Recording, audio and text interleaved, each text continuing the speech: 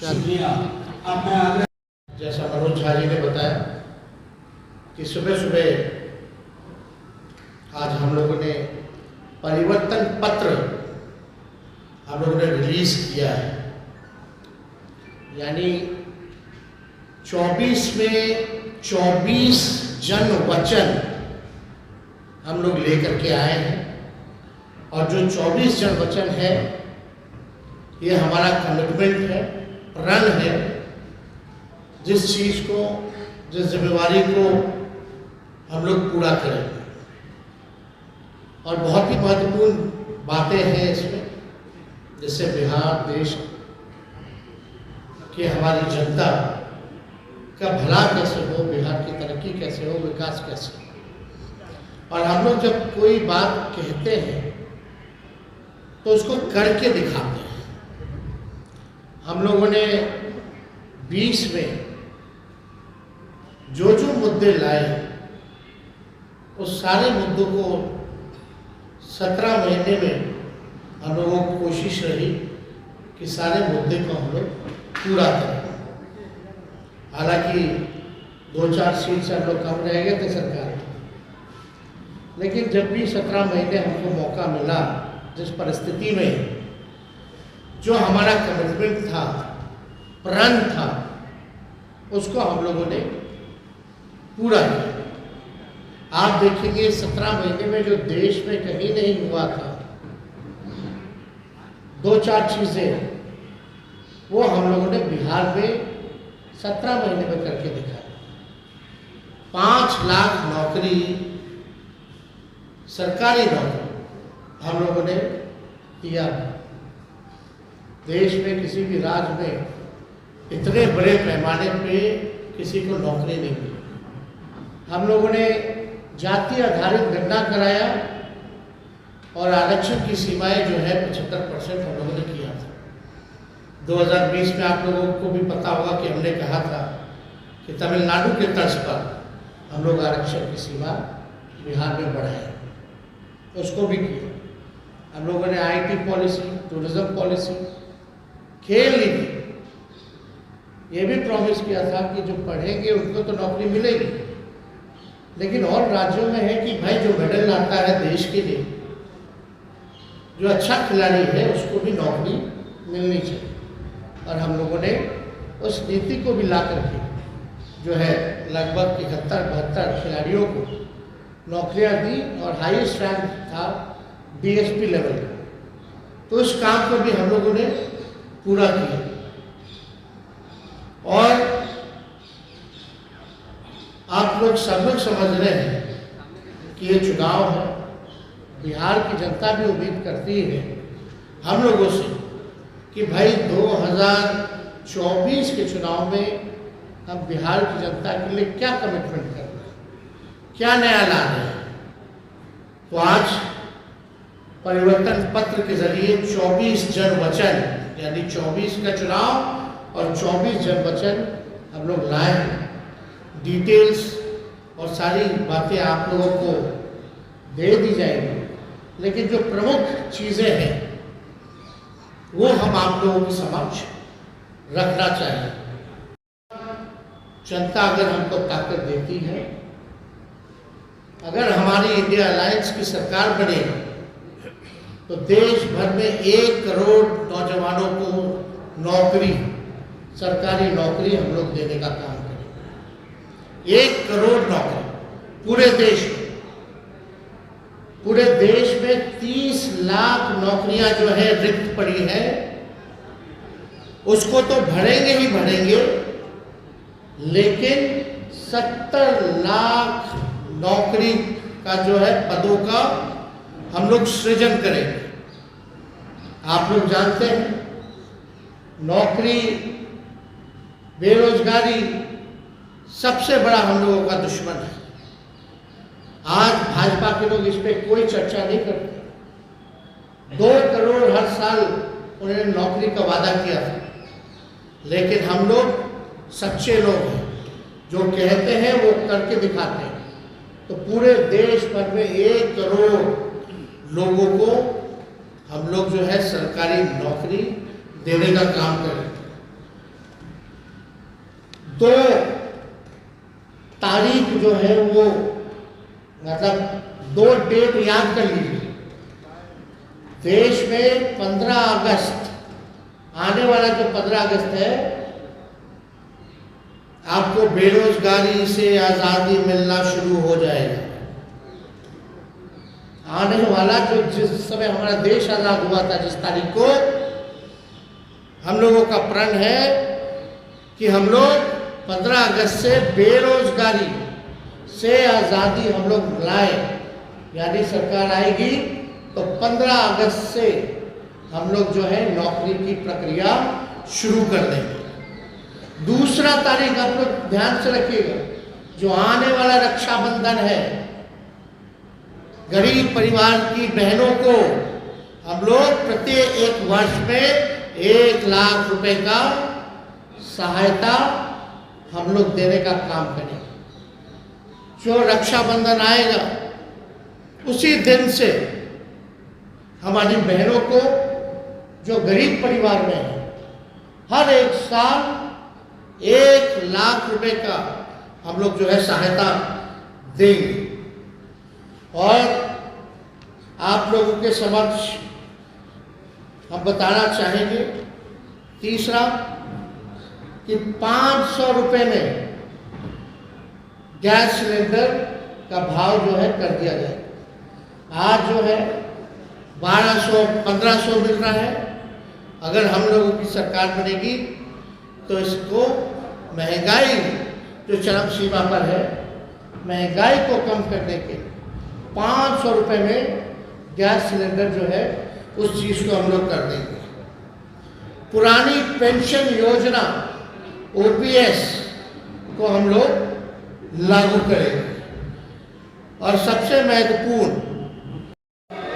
साथियों, एक मेरा आग्रह है कि ये डेडिकेटेड प्रेस कॉन्फ्रेंस है हमारे परिवर्तन पत्र पर।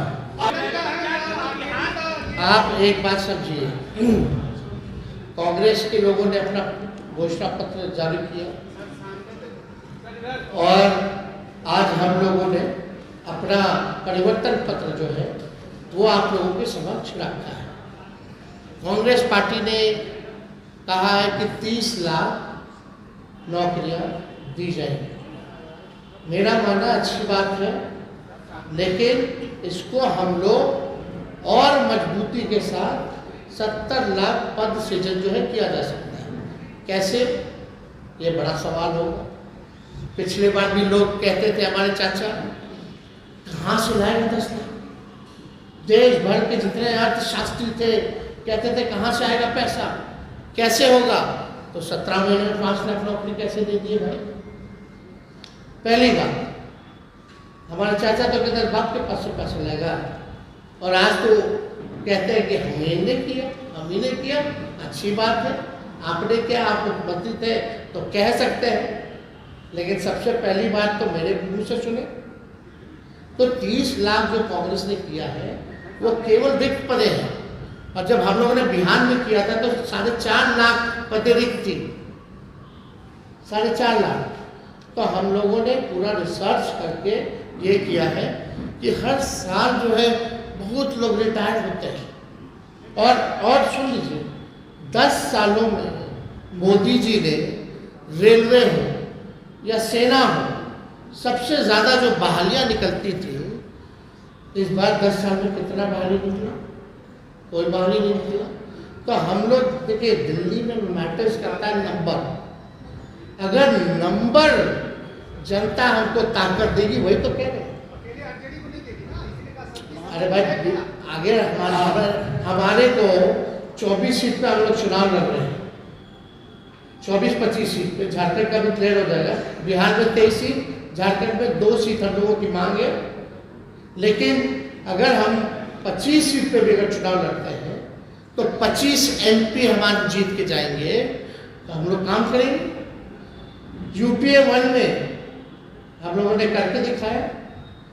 सेकेंड लार्जेस्ट पार्टी थी 2004 में राष्ट्रीय जनता दल, कांग्रेस पार्टी के बाद।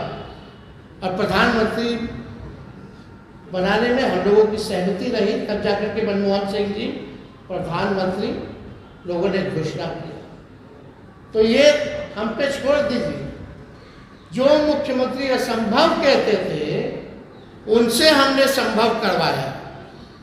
अब लोग तो चाहते नौकरियां मिले, राहुल गांधी जी भी कह रहे हैं हर जगह, तो हम लोग तो राहुल जी की बात को ही आगे बढ़ाने का काम कर रहे हैं, उनके हाथ को ही हम लोग मजबूत कर रहे हैं। सुनिए, कुछ किसी और को भी सवाल पूछने दीजिए। हर पॉलिटिकल पार्टी को अपनी बात को रखने का अधिकार है। हमारे एमपी जीत के जाएंगे तो क्या करेंगे? इन्हीं एजेंडों पर काम करेंगे। अच्छी कनेक्टिविटी हो, उसके लिए 5 नए एयरपोर्ट हम लोग बनवाएंगे। पूर्णिया में, भागलपुर में, मुजफ्फरपुर में, गोपालगंज में और रक्सौल में, ताकि अच्छी कनेक्टिविटी जो है हम लोगों को दे सके। एयरपोर्ट बनेगा तो क्षेत्र जो है विकसित होगा, आगे बढ़ेगा। इसमें 5 नाम हम बता दें फिर से: पूर्णिया, भागलपुर, मुजफ्फरपुर, गोपालगंज और रक्सौल में नए एयरपोर्ट का निर्माण कराया गया। अगला पॉइंट, मंडल कमीशन के बाकी बचे जितने सिफारिशें हैं उसको हम लोग लागू करेंगे। और यही नहीं, हम लोगों ने जाति आधारित गणना कराया। जाति आधारित गणना तो कराया, तो साथ में हम लोगों ने आरक्षण की सीमा को बढ़ाया 75%। आज भले ही चाचा जी उधर चले गए हों, लेकिन इस बातों को भूल जाते हैं। सचिवालय में सभी उनके मंत्रियों के साथ, हम भी डिप्टी सीएम थे, हम लोगों ने प्रेस कॉन्फ्रेंस किया था और भारत सरकार को कैबिनेट ने सिफारिश भी की थी कि भाई जो आरक्षण की सीमा हम लोगों ने बढ़ाया है बिहार में, जिसमें अति पिछड़े का बढ़ा, स्वर्ण जाति भाइयों के जो गरीब भाई हैं उनका 10% जो था वो रह गया, अति पिछड़ों का, दलितों का, आदिवासी भाइयों का यानी 75% जो आरक्षण बढ़ा, उसको हम लोग शेड्यूल 9 में डालेंगे। अब इस पर मुख्यमंत्री जी चर्चा नहीं करते।